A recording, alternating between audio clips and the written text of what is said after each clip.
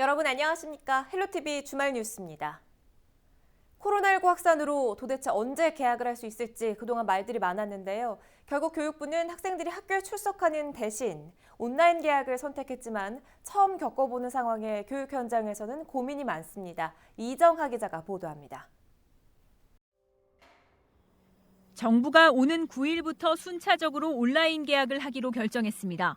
등교는 하지 못하지만 집에서 인터넷을 통해 원격 수업을 진행한다는 취지입니다. 학생들의 학업과 학사 일정을 더는 미룰 수 없다는 판단. 교실이 온라인으로 옮겨지는 변화에 당장 교육 현장도 바빠졌습니다. 지난주부터 이제 계속 여기에 대한 사전 예고들이라든지 연수라든지 이런 것들에 대해서 안내를 해주고 있어서 좀 혼란스럽기는 하지만 조금씩 이제 적응해 나가고 있고요.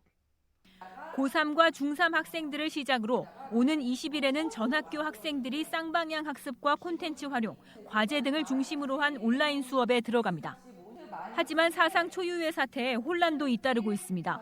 인천 시내 학교 500여 곳을 대상으로 조사한 결과 인천 학생의 2%가 온라인 수업에 필요한 컴퓨터 등 스마트 기기를 가지고 있지 않은 것으로 나타났습니다. 학생들이 수업에 참여할 수 있는 스마트 기기의 마련이 먼저 필요한 상황입니다.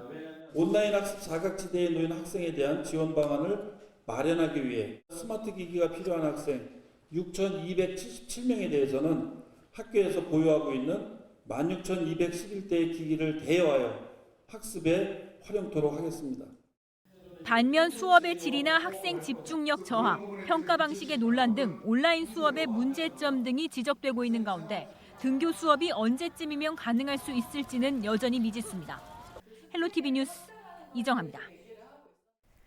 이처럼 고3과 중3부터 4월 9일 온라인 개학을 하고 순차적으로 원격 수업을 시작한다고 밝혔는데요. 등교 수업은 코로나19 확산세 등을 종합적으로 판단해 검토하고 유치원은 등원 개학이 가능할 때까지 휴업을 무기한 연장하기로 했습니다. 시민들은 어떻게 생각할까요? 여론은 지금 장진철 기자입니다. 정부는 코로나19 확산 방지를 위해 초중고교의 개학을 또 연기하기로 결정했습니다. 윤은혜 부총리 겸 교육부 장관은 31일 신학기 개학 방안을 발표하며 우선 온라인으로 개학해 원격 수업을 시작하겠다고 밝혔습니다. 교육부는 오늘 중대본과의 회의를 통해 개학 방식과 시점에 대해서 최종 결정하였으며 오는 4월 9일부터 단계적으로 유치원을 제외한 전국의 모든 초, 중, 고등학교에서 처음으로 온라인 개학 방식을 도입하여 2020학년도 신학기를 시작하겠습니다. 초유의 온라인 개학 방침이 발표되자 시민 다수는 코로나19 확산 방지를 위해 개학 연기가 필요하다는 데 공감했습니다. 연기하는 게 맞다고 생각합니다. 어떤 이유 때문에? 이들 아이들은 저 무증상으로서 막 뛰어다닐 수 있지만 뛰어다니다 할아버지 할매한테 와가지고 무조건 옮긴단 말이야. 그거는. 아이들 중에서라도 혹시 잘못해 한 사람이라도 그런 균을 가 있다든지 또 주변에서 이런 게 조금이라도 있던 사람과 같이 있었다는 점은 알 수가 없다 아닙니까? 얼마만큼 해줄지를. 하지만 가정에서 진행하는 온라인 교육이 효과가 있을지에 대해서는 의견이 갈립니다. 저희 애가 지금 이제 초등학교 1학년을 들어가야 되는 입장인데 고학년 애들도 집에서 집중하기 힘든 거를 저학년 아이들이 과연 할 수가 있을지가 저는 상당히 의문이고요. 저는 현실적으로는 좀 불가능하다고 생각을 하고 있습니다. 특히 맞벌이 가정은 여전히 돌봄 공백이 숙제로 남았습니다. 직장에서 이제 고용노동부라던가 이런 데서 그런 권고가 그걸로 해서 쓰는 거에 대해서는 유급을 별로 어려우면 어떻게 한다던가 인사적 불이익은 없었으면 좋겠어요. 온라인 개학은 초등학교부터 고등학교까지만 대상입니다. 유치원은 놀이중심 교육과정의 특성상 등원 개학이 가능할 때까지 휴업이 무기한 연장됩니다. 한 달 넘게 육아에만 집중했던 부모들은 또 언제 끝날지 모를 육아 전쟁을 치러야 하는 상황입니다. 저희 와이프가 지금 현재 교사라서 온라인 개학을 하면 학교에 나가게 되는데 일단 저희들도 2명의 자녀를 어린이집을 보내고 있어요. 근데 그 어린이집 그 일과 시간 후에 보육에 관해서 굉장히 고민이 많아졌습니다. 정부는 중위소득 50% 이하인 가정에 온라인 수업을 위한 스마트 기기와 인터넷 등을 단계적으로 지원하기로 했습니다. 또 전국 490개 학교를 원격 교육 시범학교로 지정해 온라인 수업에 대한 교원들의 역량을 높이기로 했습니다. 이와 함께 2021학년도 대입과 관련해 수능 시험을 12월 3일에 시행하는 등 대입 일정을 전체적으로 2주 연기하기로 했습니다. 헬로티비 뉴스 장진철입니다. 코로나19로 지역 경제가 큰 어려움을 겪고 있죠. 전통시장도 예외는 아닌데요. 부평 깡시장 상인들이 마스크 6,000장을 시민들에게 나눠줬습니다. 코로나19를 함께 극복하자는 의미인데요. 그 현장을 이재필 기자가 다녀왔습니다. 코로나19에 직격탄을 맞은 지역 전통시장. 상인들은 코로나19 발생 전과 비교해 매출이 절반 이상 줄었다고 하소연했습니다. 장사도 안 되고 진짜 아무것도 안 됩니다. 어느 정도로 안 되세요? 이거 안 되죠 뭐. 반이나 밖에 안 돼요. 평소보다 반 정도밖에? 네, 반 정도밖에 안 돼요. 옛날부터. 사람이 나와요 말. 3분의 1? 3분의 1 정도로 매출이 줄었다는 거세요? 그렇죠. 3분의 1 정도. 예. 왜냐면 밖에 외부 식당들이 장사도 너무 안 되다 보니까 재래시장에도 타격이 많죠. 그래서 3분의 1 정도밖에 안 된다고 봐요. 이런 가운데 부평 깡시장 상인들이 마스크 6,000장을 시민들에게 나눠줬습니다. 활기를 잃은 시장에 시민들의 발길을 이끌기 위해 마련한 행사. 어려운 상황에 코로나19를 함께 이겨내자는 의미도 담고 있습니다. 지금 전통시장이 많이 어렵습니다. 그 어려운 것을 지역 주민들과 같이 안전한 시장을 만들기 위해서 또 오시는 손님한테 또 안전하게 시장 오실 수 있도록 하기 위해서 뭔가 할 수 있는 일이 없나 해가지고 준비하게 된 내용입니다. 부평 깡시장은 매일 방역 활동을 하고 있습니다. 상인들은 안전하게 관리되는 만큼 시민들이 안심하고 전통시장을 이용해주길 희망했습니다. 부평 깡시장이 참 소독도 철저히 하고 또 우리 그 거리두기도 우리 철저히 지키고 아무튼 뭐 여러분들 걱정하지 마시고 우리 깡시장 많이 이용해 주시면 고맙겠습니다. 코로나19로 어려움에 처한 지역 골목 상권. 상인들이 고난 극복을 위해 힘을 모으고 있습니다. 헬로티비 뉴스 이재필입니다. 경기도가 외국에서 들어오는 모든 경기도민을 대상으로 전용 공항버스를 운영합니다. 코로나19 해외 유입 가능성을 줄이기 위한 조치인데요. 최지현 기자가 취재했습니다. 인천공항 안에 버스 대합실이 마련됐습니다. 입국자들이 탑승 신청을 하고 시간이 되자 차량에 몸을 싣습니다. 방역복을 입은 버스 기사가 승객을 맡고 여느 공항버스 노선과는 좀 다릅니다. 각 시군마다 현재 거점 정류소가 따로 생겨 이 정류소에는 서지 않습니다. 해당 정류소까지 가면 그 다음엔 시군에서 준비한 관용차 등이 대기를 하고 있다가 자택이나 숙소 등 저마다 목적지까지 태워다 줍니다. 일단은 뭐가 됐든 일반인하고 이제 좀 떨어져서 이제 운행을 가게 되는 거잖아요. 네, 일단 그거. 그리고 거기 도착을 해서도 걱정을 하는 게 이제 과연 내려서 택시를 타야 되냐, 걸어가야 되냐, 뭐 이런 것 때문에도 걱정했는데 다행히 그쪽에서 이제 또 집에까지도 이제 태워다 준다고 하니까 네, 뭐 비용은 개인 부담이 한다고 하더라도 외국에서 인천공항으로 들어오는 입국자들만 태워주는 경기도민 전용 공항버스 서비스입니다. 28일부터 미국과 유럽발 무증상 입국자를 대상으로 운행을 시작했는데 외국에서 들어오는 모든 경기도민이 이용할 수 있게 폭을 넓혔습니다. 경기도는 전용 공항버스 10개 노선을 이용하여 인천공항 탑승자를 도내 15개 거점 정류소로 이송할 계획입니다. 이용자는 거점 정류소 하차 후 시군이 제공한 관용차, 콜밴 등 연계교통수단 85대를 활용하여 귀가하게 됩니다. 모두 10개 노선, 21대 규모.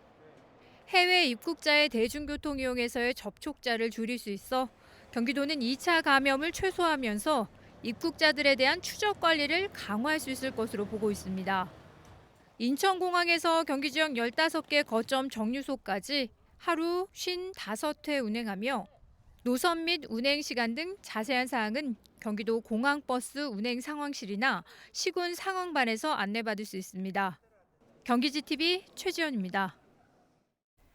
4.15 총선을 앞두고 본격적인 선거 운동이 한창입니다. 우리 지역 후보자들을 이정하 기자가 정리했습니다. 인천 부평과 계양 지역에서는 모두 16명의 후보가 등록했습니다. 인천 부평갑 선거구에는 더불어민주당 이성만, 미래통합당 정유섭, 국가혁명 배당금당 김소윤 후보가 등록했습니다. 인천 부평 을에는 더불어민주당 홍영표, 미래통합당 강창규, 정의당 김응호, 민중당 임동수, 국가혁명 배당금당 신지숙 후보가 출마합니다.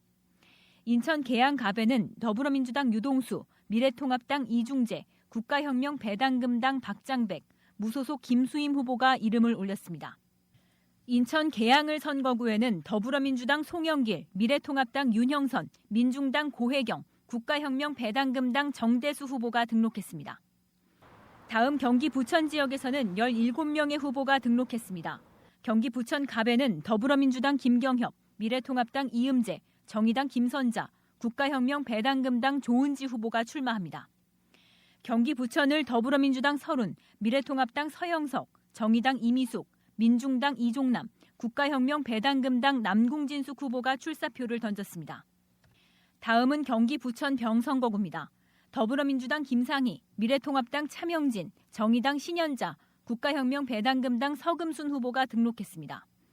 경기 부천 정입니다. 더불어민주당 서영석, 미래통합당 안병도, 정의당 구자호, 국가혁명 배당금당 서남순 후보입니다. 경기 김포 2개 선거구에서는 모두 8명의 후보가 나섭니다. 경기 김포 갑에서는 더불어민주당 김주영, 미래통합당 박진호, 국가혁명 배당금당 조성진, 무소속 유영록 후보가 출사표를 던졌습니다. 경기 김포 을에서는 더불어민주당 박상혁, 미래통합당 홍철호, 민생당 박채순, 국가혁명 배당금당 이상훈 후보가 이름을 올렸습니다. 등록을 마친 후보들은 다음 달 2일부터 본격적인 공식 선거운동에 돌입합니다. 헬로티비 뉴스 이정아입니다. 이번 총선 과연 투표율이 얼마나 될지 벌써부터 궁금합니다. 과거 총선에서는 지역별 투표율이 어떻게 나왔을까요? 16대부터 20대 총선까지의 투표율을 김한식 기자가 분석했습니다. 지난 2000년 16대부터 치러진 5번의 국회의원 선거 평균 투표율은 55.2%입니다. 투표율이 가장 높았던 선거는 17대, 다음에 치러진 18대는 50%를 밑돌아 최저로 기록됐습니다. 전국 18개 시도 가운데 가장 투표율이 높은 지역은 세종과 전남이 각각 61.35%, 60.02%로 나타났습니다. 반면 투표율이 가장 낮은 곳은 인천과 대구, 경기 순으로 50% 초반에 머무르고 있습니다. 최근 치러진 5번의 국회의원 선거를 분석해 봤더니 광역시보다 도 단위 투표율이 다소 높게 나왔습니다. 전국 8대 특광역시 중에는 세종시의 투표율이 가장 높았고 인천시가 가장 낮았습니다.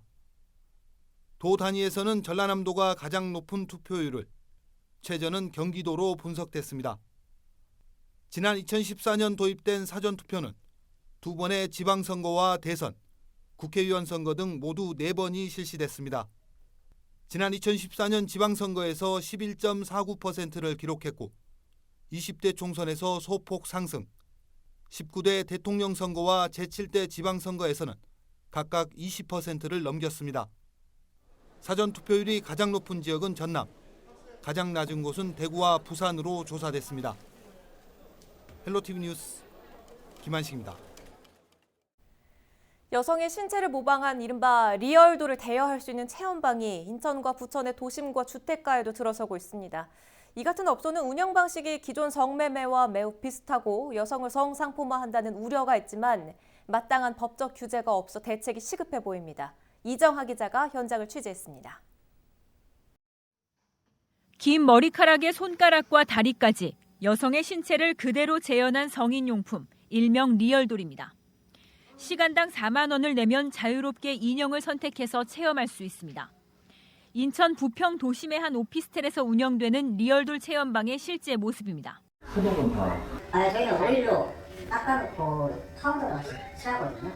물로 닦을 수 있는 그게 아니어가지고 편의점 오일로 다 닦은 다음에 이제.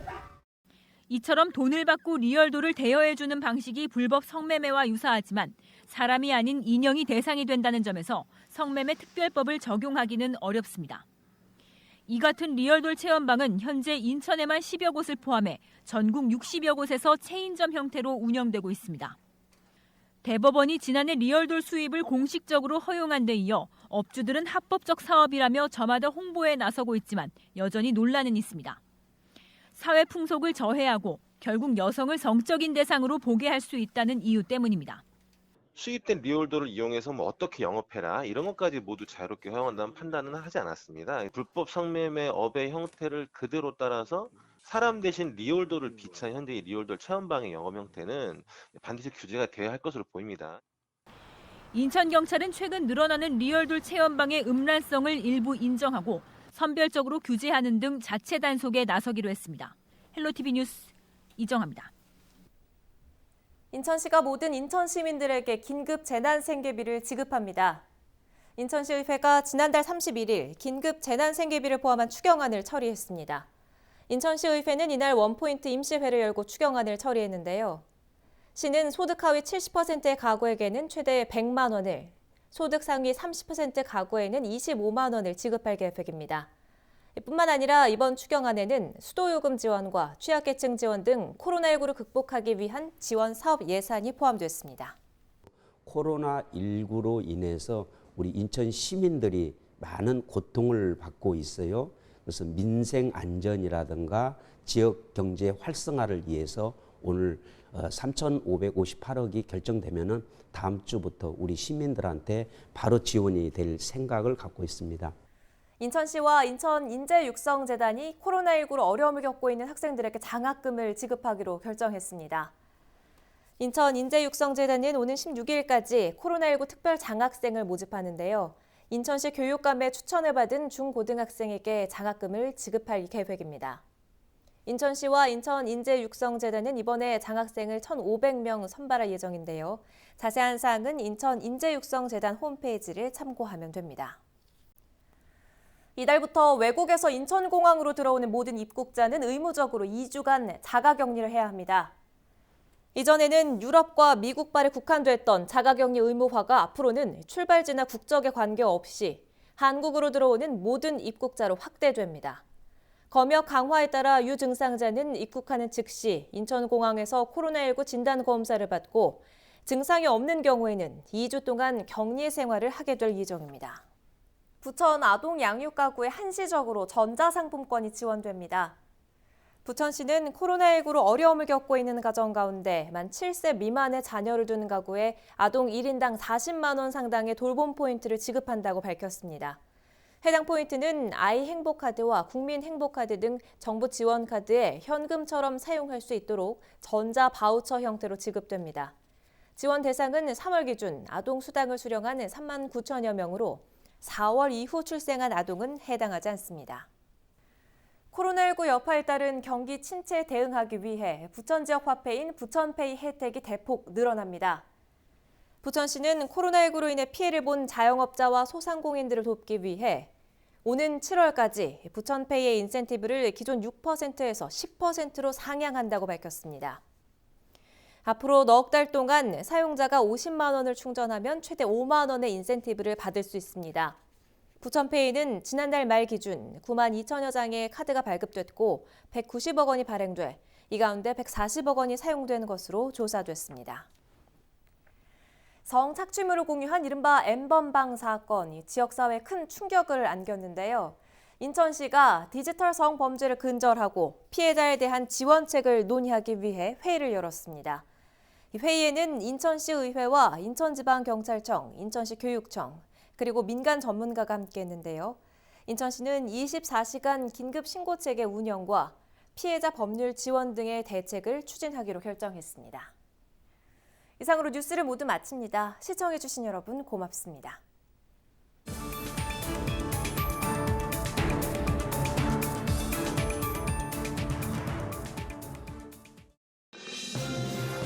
우리 지역의 이슈 콕 짚어봅니다. 헬로 이슈 토크. 우리 지역의 이슈를 속 시원히 풀어보는 헬로 이슈 토크입니다. 21대 총선 후보 등록이 마무리됐습니다. 준연동형 비례대표제 시행으로 과거와는 다르게 비례정당이 출연하는가 하면 코로나19로 여느 때보다 깜깜이 선 거라는 지적이 나오고 있는데요. 21대 총선 시민 주권 찾기 방안을 짚어보겠습니다. 반갑습니다. 반갑습니다. 네, 우선 지난주 26일 그리고 27일을 끝으로 정말 말도 많고 탈도 많았던 후보 등록이 이제 끝이 났습니다. 인천에서도 이 공천 잡음이 참 컸는데 21대 총선 인천의 후보자들의 그 공천 뭐 어떻게 됐다고 보는지 후보의 검증이 좀 잘 됐다고 보는지 먼저 두 분 중에 김 사무처장부터 말씀을 해주시죠. 예, 가장 핵심적으로는 여야 공이 공천 개혁을 외치지 않았습니까? 네. 그랬는데 유권자들이 봤을 때 도대체 여야 정당이 공천 기준이 무엇인지 알지 못한다는 얘기입니다. 네. 결국에 이 얘기는 실세 정치권의 줄대기 공천으로 끝난 게 아니냐라고 볼 수 있고 네. 그렇다 보니까는 결국에는 민심을 대변하는 특히나 인천 시민을 대변하는 그러한 후보가 정작 나올 수 있겠느냐라고 하는 의구심이 드는 그러한 공천이었다라고 말씀드리겠습니다. 네. 이 사무처장 어떻게 보셨습니까? 이번 공천 결과를 보면 딱 두 단어로 정리할 수 있는데 하나는 막장 공천, 또 막장 하나는 공천. 반개혁 공천이라고 할 수 있을 것 네. 같습니다. 인천의 투표율이 매번 꼴찌를 기록했는데 이 결과가 만약에 또 난다고 하면은 두 거대 양당이 공천했던 결과로 인한 비롯된 결과가 아닌가 생각이 되는 거고요. 예를 들면 인천 지역구 현역 의원들이 13명인데 13명 중에서 12명이 공천이 됐고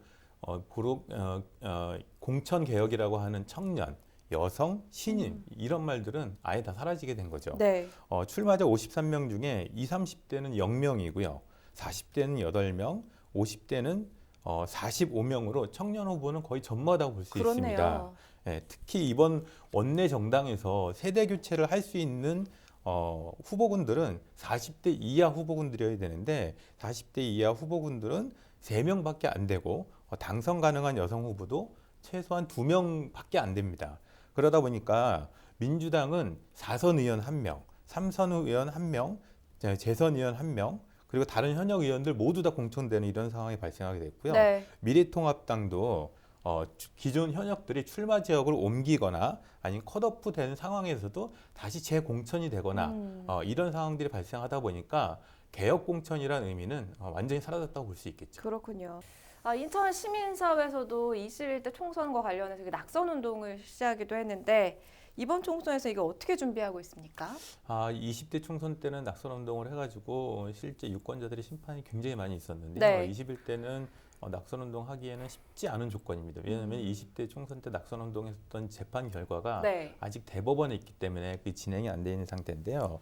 전국에 있는 그 20대 현역 의원들에 대한 어떤 검증 과정을 거치면서 총선 넷을 통해서 지금 3차례 1차 나쁜 법안을 발의했던 후보들에 대해서 이제 발표했고 네. 2차 의원들의 출석과 관련된 검증을 해서 발표했고요. 3차로 해서 당선되더라도 500만 원 이상의 실형을 받으면 당선 무효가 되는 의원들에 대한 예측 후보를 일단 발표를 했습니다. 지금 평화복지연대에서는 범죄, 체납, 음주, 부적절한 언행, 나쁜 법안, 반민생, 반노동, 반평화, 부동산, 국정농단 등에 대한 틀을 갖고 검증 작업을 거치고 있습니다. 이 검증 결과를 다음 주 정도면은 발표할 수 있을 것 같습니다. 그래요. 검증 결과를 좀 기대해 봐야겠고요. 김송원 처장의 경우에는 그 주민 주권 찾기 운동을 벌이고 있는데 그 운동 어떤 운동입니까? 죄송하지만 주민 주권 찾는 게 아니고요. 인천 주권 찾기 캠페인입니다. 인천 주권 찾기 캠페인이요. 예. 운동을 이제 벌이게 된 이제 배경은요. 인천의 경우에 국제 경쟁력을 갖춘 항만이나 공항 그리고 경제자유구역, 산업단지가 있지 않습니까? 그런데 수도권 규제로 인해서 지금 인천의 도시 경쟁력이 계속 추락을 하고 있는 상황입니다. 이런 데는 아까도 말씀드렸듯이 실세 정치권에다가 줄대는 일방적인 하향식 공천 때문에 정작 인천의 주권 내지는 인천이 발전할 수 있는 현안에 대해서 정치인들이 제 목소리를 못 내기 때문에 나타난 현상이거든요. 네. 그래서 이제 이러한 현안들을 인천 시민들 스스로가 주권을 찾자는 측면에서 나서자라고 해서 운동을 벌이게 됐고, 그래서 저희 이제 홈페이지를 통해서 보시면 아시겠지만 인천을 위해서 일할 동량이 누군가에 대해서 판단할 수 있는 잣대, 이런 잣대를 시민 제안 공약으로 만들어서 네. 지금 현재 5대 분야에 대한 공약을 각 정당에다가 제안을 해놓은 상황입니다. 그래서 각 정당 내지는 후보들이 시민 제안 공약에 대해서 채택을 얼마나 하느냐가 이 분들이 인천에 대해서 사랑을 하느냐, 그렇지 않느냐에 대한 판단의 잣대가 될 것이라고 자신합니다. 코로나19 확산이 총선을 삼켰다라는 말까지 나올 정도로 지금 깜깜이 선거가 될 우려가 지금 큽니다. 자, 이럴 때일수록 우리 유권자들의 자세가 굉장히 중요할 것 같습니다. 말씀하신 대로 공약을 좀 차근차근 짚어보는 자세가 굉장히 중요할 텐데 어떤 부분을 좀 살펴보면 좋을까요? 먼저 김 처장께서 얘기해 주시죠. 일단은 코로나19로 인해 가지고 지금 후보자들이 선거운동을 하기 상당히 어렵다라고도 얘기하지 않습니까? 그렇죠. 그렇기 때문에 이것에 편승하는 것은 유권자들이 투표에 적극 참여하는 겁니다. 특히나 인천 같은 경우는 투표율이 낮다고 하지 않습니까? 그런데 워낙에 풀어야 될 여러 가지 현안들이 있기 때문에 이번에는 유권자들이 적극 투표에 참여해야 된다. 그리고 두 번째는 당리당략에 따라서 가는 후보들은 요번에 대대적으로 방출하자. 그래서 인천 발전을 위해서 현안 해결에 나서겠다라고 하는 정말 현실성 있는 공약을, 정책을 제안하는 후보들을 과감하게 뽑을 수 있는 그런 선거가 됐으면 좋겠다라고 말씀드리겠습니다. 네. 자, 인천의 발전을 위한 공약을 내세우는 후보를 가려내는 건 무엇보다도 중요할 텐데요. 이사무 처장께서도 유권자들의 자세에 대해서 좀 한 말씀 해주시죠. 똑똑한 유권자가 똑똑한 정치를 만든다고 이렇게 볼 수 있을 것 같은데요. 지금 이번 선거는 후보들을 뽑는 선거하고 함께 정당을 투표하는 이 총선이기도 합니다. 첫 번째 연동형 비례제가 시작되는 것에 대한 선거인데요. 후보들에 대한 각 지역의 정당, 각 지역의 공약, 그리고 지역구 후보들이 내걸 수 있고 현실성 있는 것에 대한 판단은 똑똑한 유권자들이 판단하는 것과 함께, 그리고 정당들이 어떤 공약들을 내걸고 유권자들에게 어떤 제안을 하고 있는지 이런 것들에 대한 구분을 유권자들 함께 하고 분명히 투표하는 것이 좀 필요할 것 같습니다. 네. 이번 21대 총선 또 특이한 점이 선거 연령이 낮아졌다는 점인데 이 부분이 어떻게 선거에 영향을 미칠 거라고 보십니까? 예, 인천을 예를 한번 들어볼게요. 보면은 최근에 인천시가 발표한 상당히 중요한 그 데이터가 있습니다. 2019년도 인천 사회지표 조사 결과라고 하는데 네. 거기에서 어떤 결과가 나왔냐면 인천에서 태어난 인천 시민이 무려 38.7%를 차지했다라고 나왔습니다. 그전에는 충남 분들이 30%, 호남 분들이 20여 퍼센트 이렇게 인천 출신자들이 상당히 적었거든요. 그랬는데 2세, 3세로 넘어가면서 무려 인천 출신의 인천 시민이 38%를 차지했다는 겁니다. 근데 그 대다수가 누굴까요? 보면은 연령이 나는 젊은 층일 거고 네. 그리고 요번 18세들도 해당이 될 겁니다. 이 얘기는 결국에 그동안에 저희가 후보를 선택할 때 인천이라고 하는 잣대로 접근하지를 못했었거든요. 그런데 순수하게 인천 출신의 인천 시민이 이제 40%를 육박하고 앞으로 더 늘어날 거 아닙니까? 네. 그러면은 후보를 선택할 때 그 잣대를 뭐로 삼을 거냐. 저 사람이 정말 인천을 위해서 열심히 뛸 사람인지 그렇지 않은지. 당리당략 내지는 중앙의 정치에만 바라보는 줄 서는 정치인인지 그렇지 않은지 이런 판단을 하지 않을까. 그래서 18세로 연령이 낮아졌다라는 것은 인천에서 봤을 때는 상당히 중요한 의미가 있다라고 저는 해석을 하고 싶습니다. 네, 선거 연령이 선거에 어떤 영향을 미칠 수 있을지에 대한 분석 들어봤습니다. 코로나19 위기를 극복하기 위해 정부는 물론이고요. 지자체에서도 재난 극복을 위한 지원에 나서고 있습니다. 인천시 역시 지난달 말일이죠. 원포인트 본회를 열고 긴급 생계비 지원을 위한 추가 경정 예산을 통과시켰는데 이 애초에 중위소득 100% 이하 가구를 대상으로 지원하기로 했지만 수정해서 124만 그러니까 인천시 전체 가구에 지급하겠다고 밝혔습니다. 이렇게 바뀐 배경은 뭔지 이게 급한 불을 끌 수 있을지 자세한 내용 살펴보도록 하죠. 반갑습니다. 반갑습니다. 자, 인천시의회가 코로나19를 위한 추경에 예산을 통과시켰습니다. 추경 예산에는 긴급 생계비 지원이 포함되어 있는데 이 어느 정도 규모입니까? 네, 먼저 그 코로나로 고통받고 계신 시민 여러분들께 위로의 말씀 먼저 드리고요. 어제 저희가 추경을 이제 했는데 이번 추경 총액 규모는 약 5천억 원 정도 규모고요. 네. 그 중에 긴급 생계비 지원이 1,220억 원, 긴급 복지로 106억 원, 그리고 코로나 피해 맞춤형 긴급 지원으로 2,252억 원을 편성했는데요. 네. 그중 취약계층 복지 지원이 1,396억 원, 소상공인 피해업소 지원이 635억 원, 그리고 공공의료체계 운영 및 기능 보강이 221억 원, 이렇게 약 5천억 원 가량을 저희가 추경에 편성하게 됐습니다. 정부에서도 재난지원금 대책을 내놨죠. 중위소득 150% 이하 대상이라고 말하면서 대상과 소득을 따져서 지급하겠다라는 입장인데 이렇게 되면 이 중복 지원은 안 되는 거잖아요.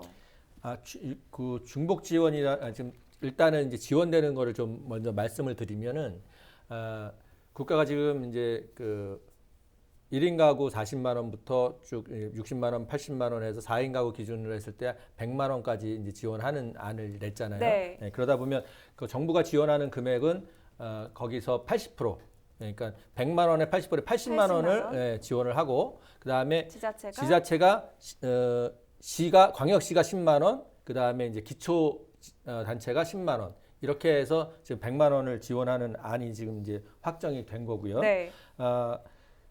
중위소득 150%로 하면 한 70% 정도의 시민들이 여기에 해당이 됩니다. 네. 그리고 그럼 받지 못하는 분들이 이제 30% 정도가 되게 돼 있어요. 네. 그래서 인천시는 일단 중위소득 150%, 그러니까 70%에 해당하는 시민들에게는 정부 안대로 1인 가구에는 40만 원, 2인 가구 60만 원, 3인 가구 80만 원, 그다음에 4인 가구 100만 원을 지원하고요. 네. 그다음에 대상에서 제외된 30%에게는 가구당 25만 원씩 지원하겠다 했는데 이 가구당 25만 원이라는 것은 평균 저희가 그 가구당 인원수가 한 2.4명 정도 이렇게 나오거든요. 네. 그래서 그 경기도에서 지급하게 모든 시민들에게 10만 원 지급하겠다고 이제 발표했잖아요. 그 정도 모든 시민에게 한 10만 원 정도 지급하는 그 안이 되겠습니다. 그래서 70%의 시민들에게는 가구당 최소 40만 원 이상, 그 다음에 나머지 30% 지급받지 못하는 나머지 30%의 시민들에게는 최소 25만 원을 지급하겠다 하는 것, 일괄 25만 원을 지급하겠다는 것이 네. 인천시의 안이고요. 중복 지원과 관련해서는 저희가 이제 그 중위소득 40% 이하 또는 뭐 50% 이하 해서 그 취약계층에게는 그 생계 의료비라든지 주거 교육 이런 비용들을 지금 지급하고 있어요. 전체적으로 그 국가 차원에서. 그리고 아이들 특별 돌봄 쿠폰으로 해서 아동수당을 또 지급하고 있고 이것들은 다 지금 중복해서 지급이 되는 상황입니다. 그래서 결론적으로 인천시에서는 전체 가구를 대상으로 지원이 된다는 점을 명확하게 해주셨고 이렇게 지급 대상 기준이 달라진 부분에 대해서 시민단체 입장에서는 어떻게 보십니까? 저희는 이번 코로나19의 장기화 이 상황에서 그 위기의 본질과 성격을 조금 더 반영한 정책 결정해야 되지 않았을까 싶습니다. 무엇이냐면 이번 장기화로 인해서 직접적 타격을 받은 산업들에서 해고들이 많이 일어나잖아요. 대표적으로 뭐 그 여행업계나 항공 이런 부분들이 될 것이고 또 뭐 사회적 거리두기 등으로 인해서 그 영세 자영업자들, 소상공인들의 뭐 도산 또 그 거의 고용된 분들의 어떤 해고 등등으로 인해서 소득이 현격히 줄거나 아니면 아예 소득이 0원이 되신 분들이 많이 발생하고 있는 것이 근본적인 지금 위기의 본질이다라고 봅니다. 그래서 그 위기에 처해져 있는 분들을 위한 정책에 보다도 집중되는 것이 현실이 필요한 대응이 아니겠느냐. 그래서 상위 소득 30%까지 지원을 늘려서 재원을 사용하는 것은 그 절차라든지 이후에 뭐 세금으로 다시 환원하는 등의 그 절차를 조금 더 마련한 후에 시행을 했어도 되지 않을까라는 생각은 좀 해봅니다. 자, 애초에는 중위소득 100% 이하 가구에 20에서 50만 원을 지원으로 했다가 지금은 전체 가구를 대상으로 지원하겠다 이렇게 바뀌었는데 이렇게 달라진 배경은 뭡니까? 네, 그 뭐 배경을 말씀드리기 전에 이제 신진영 협동처장 이제 말씀하신 거에 대해서 잠깐 얘기를 좀 하자면 이 코로나19가 사실은 이게 어떤 특정한 계층에게만 위기 상황을 유발하고 있는 게 아니라 보편적으로 모든 사람들에게 지금 위기 상황인 거다라는 말씀드리고 싶고요. 우리가 지금 이게 기본소득, 뭐 또 재난 기본소득이 기본소득이란 말이 자꾸 들어가기 때문에 네. 여기 점점 혼선이 온다고 보고 재난 상황이 어떤 특정 지역의 재난 상황이면 우리가 거기 집중하잖아요. 근데 이 재난 상황은 지금 어떤 특정 지역에 집중됐다기보다는 국가 전체의 지금 재난 상황으로 지금 우리가 보고 있는 거잖아요. 물론 이제 우리가 대구라든지 경북이라든지 여기에 이제 우리가 재난 지역 선포를 하긴 했지만 모든 시민들에게 지금 보편적인 이제 위기 상황이다. 그리고 경제 활동이라든지 수입이라든지 이런 것들이 전체적으로 다 타격을 입고 있다라고 생각을 하고 처음 또 얘기하셨던 뭐 이제 중소기업이라든지 뭐 이런 부분들이 앞으로 다가올 것이 예상되지만 현재는 영세 소상공인들이 이 위기에 제일 취약한 이 취약한 부분을 어떻게 좀 심폐소생할 것이냐라고 봤을 때 어떤 긴급하게 자금을 투입해서 소비가 좀 촉진될 수 하게 하는 이런 상황도 좀 만들어내야 되는 게 아니냐. 그래서 이게 이제 전체적으로 우리가 다 어떤 특정하게 지급하기보다는 전체를 다 지급해서 소비를 좀 진작해보자 이런 취지가 있는 것이 아닌가. 그래서 지금 지급하는 것도 현금 지급이 아니라 이음카드라든지 아니면 지역 화폐를 통해서 지원하게 되는 그렇게 안을 내게 된 거죠. 구체적으로 이 4인 가구의 경우에는 소득에 따라서 어떻게 달라집니까? 지금 이제 소득에 따라서 어떻게 기준을 정하느냐 하는 것은 이제 다음 주에 정부가 이제 발표를 하기로 했고요. 이제 의료보험으로 할 건지 거기에 또 뭔가를 좀 더 추가해서 기준을 마련할 건지 그 기준은 이제 마련이 될 거라고 보고요. 통상적으로 저희가 중위소득 150%라고 하면 이제 소득으로 보면 한 712만 원 정도 된다고 지금 얘기를 하고 있는데 그 이제 이제 정부안이 나올 거라고 보고 있습니다. 이번에 코로나19가 경제 파장을 굉장히 크게 일으키면서 사회적으로 기본소득에 대한 논의가 활발히 일어나고 있습니다. 앞으로 또 이런 사태가 일어나지 않으리란 법이 없기 때문에 우리가 좀 이야기를 충분히 나눠봐야 할 텐데 좀 어떤 부분에 대해서 집중적으로 논의가 이루어져야 하는지 두 분의 입장을 들어보겠습니다. 먼저 얘기해 주시죠. 저는 지금 인천시가 이거 하는 것은 명칭 자체도 저희가 긴급 지원으로 이제 하고 있고요. 사실 기본소득하고는 조금 이 논의는 좀 다른 논의라고 좀 보고 있습니다. 그래서 어떻게 소비를 진작시킬 것인가 하는 차원에서의 긴급 지원이라고 보고 있고요. 그럼에도 불구하고 이 코로나19를 통해서 우리가 또 이런 기본소득에 대해서 논의할 수 있는 이야기해 볼 수 있는 이런 장이 마련된 것은 또 환영하는 입장이고요. 기본소득을 나가기 전에 저는 이제 시장임금과 사회임금에 대해서 얘기를 좀 잠깐 하면 우리가 시장에 나가서 노동력을 팔아야지만 이제 얻을 수 있는 것이 시장임금이고 우리 사회가 여러 가지 이제 노인 기초노령연금이라든지 아니면 아이들 돌봄 수당이라든지 또는 교통 65세 이상 노인들에게 교통비를 지급하죠. 교통비를 지원한다든지 뭐 이런 것들 사회가 우리가 임금 형식으로 지원해주는 가처분 소득을 늘려주는 방식. 일단 기본 소득을 뭐 현금으로 얼마를 지급하냐 이 논의를 하기에 앞서서 우리 사회가 이런 다양하게 지원하는 방법으로 사회 임금을 어떻게 늘려갈 것인가. 보편적으로 예를 들어 운동시설을 시에서 관리하는 운동시설들을 좀 저렴하게 아니면 또 무료로 이용하게 함으로써 가처분 소득을 늘려준다든지 이런 쪽으로의 접근이 조금 더 진행된 이후에 그것이 조금 이제 어느 정도 성숙이 되면 그 다음 단계로 이제 기본소득에 대해서도 논의해 볼 수 있는 것이 아닌가 저는 그런 생각을 하고 있습니다. 자, 신 차장께서도 얘기해 주시죠. 네. 지금 코로나19 재난 상황 속에서 저희가 대량 생산, 대량 소비, 그리고 초밀집, 대도시 생활, 효율성 중심의 어떤 사회 시스템으로 인해서 발생하는 여러 가지 문제들을 확인하였고, 그 안에서의 구성원들의 고통을 눈으로 확인하는 과정이라고 생각이 듭니다. 그래서 이 사회 시스템에 대한 근본적인 어떤 성찰 같은 부분들이 이루어지면서 우리가 가진 예산과 자원을 어떻게 배분할 것인지에 대한 논의와 함께 기본소득이 논의돼야 될 것이다. 그리고 뭐 명칭이라든지 그리고 지금 상황에 논의되는 것이 기본소득이 아니라 이제 수당과 같은 제도라는 것은 손 의원님 말씀에 동의하고요.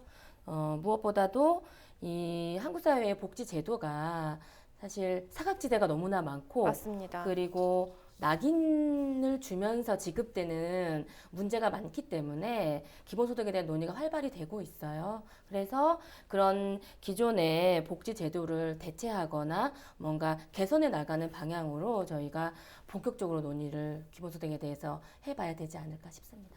헬로 이슈토크 마무리하겠습니다. 시청해주신 여러분 고맙습니다.